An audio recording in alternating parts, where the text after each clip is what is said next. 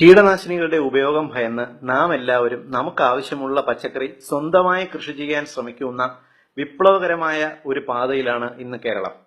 പക്ഷേ മറ്റു സംസ്ഥാനങ്ങളെ അപേക്ഷിച്ച് കേരളത്തിലെ മണ്ണിന് അസിഡിറ്റി അഥവാ അമ്ലത്വം കുറച്ചു കൂടുതലാണ്. അതിനാൽ ചെടികളുടെ ആരോഗ്യം വളരെ പെട്ടെന്ന് കുറയും. ആരോഗ്യം കുറയുന്ന ചെടികളിൽ പുഴുക്കളും കീടങ്ങളും ആക്രമിച്ചു തുടങ്ങുന്നു. നമ്മുടെ ടൊമാറ്റോയും പാവലും വെണ്ടയും പപ്പായയും ഒക്കെ പച്ചപ്പുഴുക്കളും മിലിമുട്ട എന്ന് വിളിക്കുന്ന കീടങ്ങളും ആക്രമിക്കുന്നു. നാം എത്ര ശ്രദ്ധിച്ചാലും ഇവ ചെടികളെ നശിപ്പിക്കും. ക്രമേണ നാം കീടനാശിനികളെ ആശ്രയിക്കുകയോ ഒടുവിൽ കൃഷി മറുത്ത് കൃഷി നിർത്തുകയോ ചെയ്യും. എന്നാൽ ഈ കീടങ്ങളെ ഒഴിവാക്കി ചെടികളെ ആരോഗ്യമുള്ളതാക്കുവാൻ ഒരു വഴി എത്നിക് ഹെൽത്ത് കോഡ് നിർദ്ദേശിക്കുന്നു. കൊക്കക്കോളയോ പെപ്സിയോ വാങ്ങി ആദ്യ തവണ വെള്ളം ചേർക്കാതെ ചെടികളിൽ സ്പ്രേ ചെയ്യുക.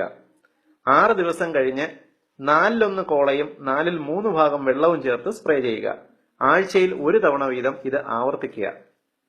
നിങ്ങളുടെ ചെടികളിലെ മുഴുവൻ കീടങ്ങളും പൂർണ്ണമായും നശിക്കുന്നത് കാണാം. കൊക്കക്കോളയോ പെപ്സിയോ ഉപയോഗിക്കുന്ന ചില ഗുണങ്ങളുണ്ട്. നാം പഴങ്ങൾ കഴുകുമ്പോൾ ഇവ പൂർണ്ണമായും പോകും. ഇത് പൂർണ്ണമായും വെള്ളത്തിൽ കഴുകിയാൽ പോകുന്ന ലായനികളാണ്.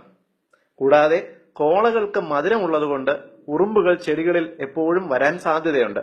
ഇവ ചെറിയ പുഴുക്കളെ അപ്പോൾ തന്നെ കൊണ്ടുപോവുകയും ചെയ്യും.